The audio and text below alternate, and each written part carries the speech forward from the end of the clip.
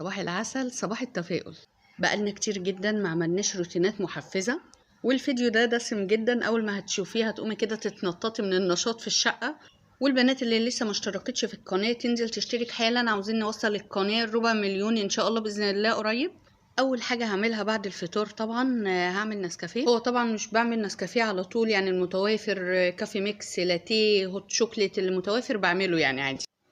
فاول حاجه هعملها المج المتين طبعا اللي هيعدل اليوم كله، بيخلي المود بتاعك حلو وكويس كده، تحس ان انت متفائله يعني مقبله على الحياه. علشان طبعا علينا حاجات كتير جدا جدا هنعملها مع بعض النهارده، فالفيديو هيعجبكم ان شاء الله باذن الله. هنشرب المج بتاعنا وهنشوف بقى بعد كده هنعمل ايه. اول حاجه هبتدي بالغسيل. علقت على الغسيل على طول، كان غسيل كتير بصراحه فقلت ابتدي بيه اول حاجه.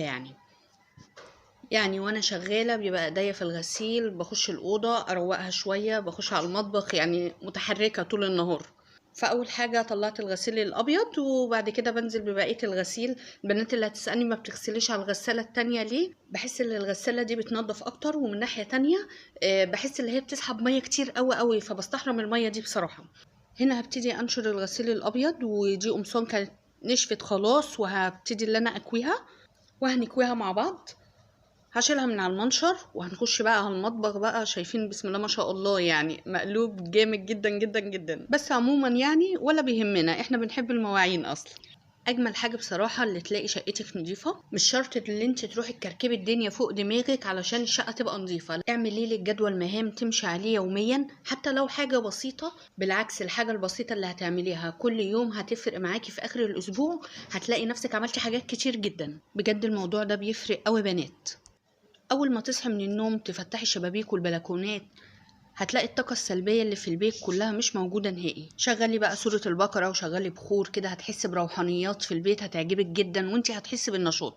وهنا بعد ما خلصنا المواعين، الفوط بتاعة المطبخ لازم بمسكها بغسلها بالطريقة دي. بحط شوية مية وعليهم شوية كلور كده، وشوية اريال او برسيل، المسحوق المتوافر عند حضرتك يعني. وبعد كده بنزل بالفوط بتاعه المطبخ. الفوط البرتقاني دي يا بنات جميله جدا جدا، بتنشف البوتاجاز على طول، بتسحب اي اتربه، جميله جدا بصراحه ورخيصه مش غاليه. الفوط عامله لها 5 جنيه، يعني مش حاجه بصراحه. هنمسك بقى البوتاجاز، هنمسكه نمسحه كويس، وهنبتدي ندخل على الغدا. هنمسك الفرخه ونقطعها، وكنت نزلت لكم فيديو قبل كده التقطيع المثالي للفرخه، وهسيب لكم اللينك بتاع الفيديو في صندوق الوصف. هنقطعها ونغسلها كويس، ومن ناحية تانية طبعا محضرين مية على النار، هننزل بالفرخة بتاعتنا وهنبتدي نعملها ونجهز أحلى شوربة علشان نعمل أحلى ملوخية. وهنبتدي ننزل بمكونات الشوربة. بحط طماطماية وبصلاية وورق لورا وواحد مكعب مرق وحبهان وفلفل أسود ورشة جوز الطيب، وبتاخدي أحلى شوربة، والملح بتاعها طبعا. وهنسيبها لغاية ما تستوي. مسكنا طبعا الملوخية قطفناها، وهنمسكها نغسلها كويس جدا. لازم تتغسل كويس جدا عشان بيبقى طبعا فيها اتربه. وبعد ما نغسلها كويس هنصفيها كويس ونسيبها تنشف على راحتها على صينيه في الشمس كده، بتنشف على طول ما بتاخدش وقت. وبعد ما تنشف طبعا هنمسكها نخرطها. هنا طبعا هنجرب الحله الجميله الرائعه، اختراع بصراحه. الحله البورسينيل دي تحفه بصراحه من الاخر، انصح كل بنت بتجهز نفسها تشتريها يعني. نزلنا بشويه زيت نباتي، وهنبتدي ننزل بتوم مهروس لغاية ما يبتدي اللي هو يصفر كده. وأول ما يصفر هنبتدي ننزل بنص معلقة كبيرة كزبرة ناشفة.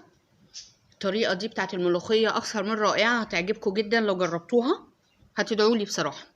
وبتقلبي الكزبرة مع التوم كويس جدا لغاية ما تحسي ان التوم ابتدى يغمق شوية، وبتكوني مجهزة نص طماطماية مقطعاها مكعبات بالمنظر دوت، وبتديلها تقلبتين كده. طريقة تحفة بصراحة. وهننزل عليها بمكعب مرق. لو عايزه تستغني عن النقطه دي مفيش مشكله، بس انا بحب الملوخيه بصراحه بمكعب المرق، بتخلي طعم الملوخيه روعه بصراحه. وبتقلبي النص طماطمايه كده لغايه ما تحسي اللي هي ايه، نزلت صوص بسيط كده، وبتبتدي بقى بتنزلي بالشوربه بتاعتك. المقدار طبعا اللي انت عامله عليه الملوخيه. الشوربه بتبقى طعمها طبعا جميله ومظبطاها من ناحيه تانية، فبتدي تيست رائع يعني. وبتستني طبعا اول ما الشوربه تبتدي اللي هي تغلي، ومن ناحيه تانية تبقي مجهزه الملوخيه خرطاها بالمخرطه.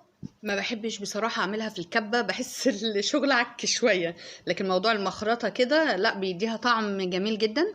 وبننزل بالملوخيه وبنبتدي اللي احنا نقلبها كده خلصت الملوخيه؟ لا لسه. الملوخيه هنديها غلوه على النار كده بسيطه، وبعد كده هنركنها على جنب. ومن ناحيه تانية هنجهز الطشه بتاعتنا. هنجيب شويه زيت محترمين كده وننزل عليهم بثوم مهروس، وتنزلي بنص معلقه كبيره كزبره ناشفه برضو، وبتبتدي تقلبي الثوم بتاعك كده. بسم الله ما شاء الله، حاجه تحفه بصراحه وجميله. وهننزل بالطشه بتاعتنا على النار على طول. بسم الله ما شاء الله، الريحه جميله جدا وطعم خيال بصراحه. وهنغرف مع بعض واوريها لكم. تحفه وجميله جدا. شايفين القوام بتاعها؟ ولا تحاولي تكتري الشوربه ولا تقللي فيها علشان الملوخيه تطلع معاكي مظبوطه. وهنعمل مع بعض احلى فنجان قهوه عشان نظبط اليوم بتاعنا كله. والقهوه عموما مش مضره، يعني القهوه جميله اللي انت تشربي فنجان في اليوم فحلو جدا يعني. وانا مؤخرا بقى غيرت نوع البن اللي انا بستعمله. كنت بجيب اللي هي الحاجات المعلبه دي بصراحه، فلا المحل بتاع البن ذات نفسه بتشتري منه بيبقى جميل جدا بصراحه. بتقولوا له عاوزه بني فاتح، البن الفاتح احلى من البن الغامق، وبجيبه ساده ما بجيبهوش محوج ولا اي حاجه. وبتحطي البن بتاعك على النار عشان طبعا يستوي. ويفضل تعملي البن بتاعك بميه ساقعه، بيديكي نتيجه احلى يعني، وبوش للجماعه اللي هم بيحبوه وش. ادي اهو، واحلى فنجان قهوه تروقي دماغك بيه.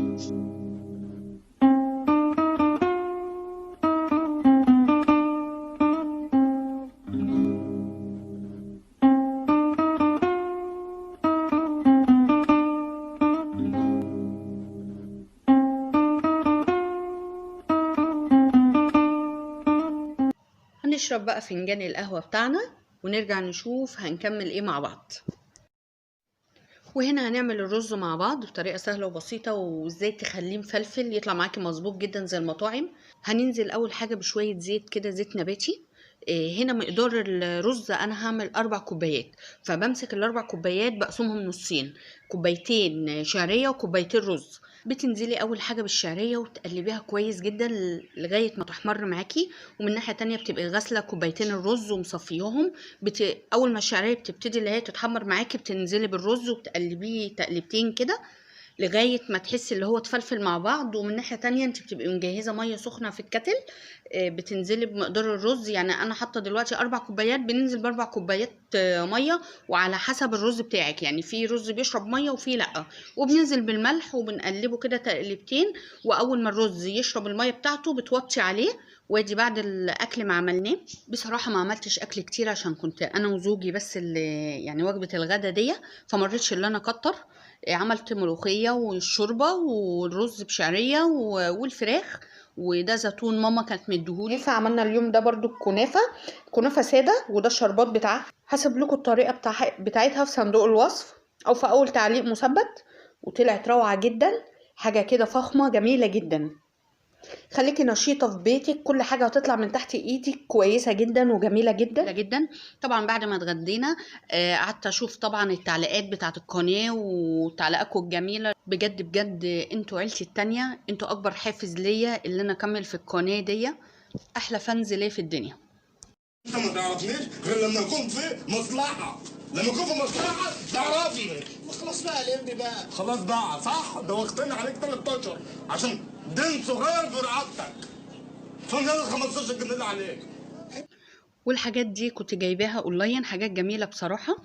قوالب سيليكون بس تحفه بصراحه للشوكولاته من بنت جميله، عامله جروب على الفيسبوك. هحاول اسيب لكم اللينك بتاعها في صندوق الوصف.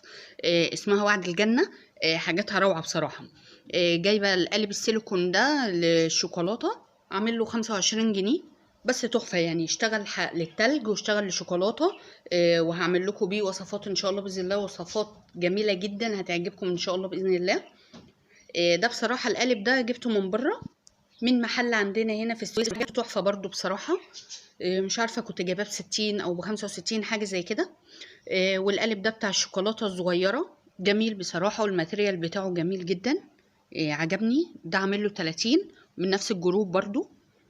هو بس القالب السيليكون الاحمر ده اللي من بره. هنا العلب دي بقى عجبتني، كنت عند ماما وكده ولقيت حد بيبيعها. تحفه بصراحه، حلوه للجبن للتلاجة وكده. التلاتة عاملين 12 ونص، انا استغربت حتى للسعر يعني. وطبعا هنا كنا خلصنا الغدا وخلصنا الغسيل وترويق الشقه. كان ناقص. الكنز التاني بعد الجنة لكل واحد بيحاول يثبت حاله رغم تغير الأحوال هو إن الصبر بيكون النور اللي بتشوف بيه عناية ربنا بيك وانت في تقلبات أحوالك في الحياة. قال صلى الله عليه وسلم: الصلاة نور والصدقة برهان والصبر ضياء. هوت الكيس وكملت عليه بشوال الرز لحد ما مليت البوكس بتاعي. الحاجات دي عموما أساسيات عندي من زمان ماشية عليها الحمد لله، وبصراحة موفرة جدا معانا، وكفاية اللي كل حاجة تبقى موجودة عندك والكميات اللي انت عايزاها كمان، وقت ما تعوزي بتاخدي منها وفي فائض كمان منك. وزي ما قلتلك لو جبت حاجات الجملة كلها هتوفر معاكي في الميزانية جامد، وهتحوشي كمان من الميزانية. هنا ملينا البوكس بتاعنا الرز، هنشيله بقى، وبقيت الكمية بشيلها برضو أول ما البوكس بيبتدي يخلص ببتدي باخد منه. هندخل بقى على المواعين، هي المواعين قليلة بس هنغسلها كده على طول ونوضب المطبخ على طول عشان ورانا حاجات كتير النهاردة. ورانا غسيل وورانا هنعمل حلويات وورانا أكل، فحاولي اليوم اللي يبقى وراكي حاجات كتير ما تنضفيش تنظيف عميق، لا نضفي كده على طول، تخلي الدنيا مرتبة حواليكي بس مش تنظيف عميق، تحاولي تلمي الدنيا يعني. وان شاء الله باذن الله الفتره الجايه هنعمل روتينات كتير مع بعض محفزه جدا وهتعجبكم جدا، وهيحصل تغيرات ان شاء الله باذن الله كتير جدا هتعجبكم. وطول ما انت منظفه المطبخ اول باول مش هتحسي باللي حواليكي كركبه، هتحسي ان الدنيا نظيفه. مهما الدنيا كركبت هتحسيها برضو اللي ما فيهاش حاجه، هتخلصي على طول. علشان رمضان داخل علينا، كل سنة وحضراتكم طيبين. ما ينفعش بقى نسيب رمضان والعبادة ونقعد نغسل في المواعين ونروق للعيد والكلام ده، لا الحاجات دي اعمليها قبل رمضان، وهوريك وانا معايا انا بعملها قبل رمضان. هنا بنات بعد ما غسلت المواعين لازم انشطف الحوض الاول وبعد كده اكمل بقيه الازايز اغسلها واشطفها وامليها، لازم الحركه دي. وادي اهو خلصنا المواعين بتاعتنا والدنيا بقت رايقه حوالينا الحمد لله. اليوم ده برضو كنافه ساده، وده الشربات بتاعها، هسيب لكم الطريقه بتاعتها في صندوق الوصف او في اول تعليق مثبت. وطلعت روعه جدا، حاجه كده فخمه جميله جدا. خليكي نشيطه في بيتك، كل حاجه هتطلع من تحت ايدك كويسه جدا وجميله جدا. بس وده كان روتين النهارده، ويا رب الفيديو ما يكونش تقيل عليكم، ويا ريت يا بنات شيروا لايك للفيديو، والسلام عليكم ورحمه الله.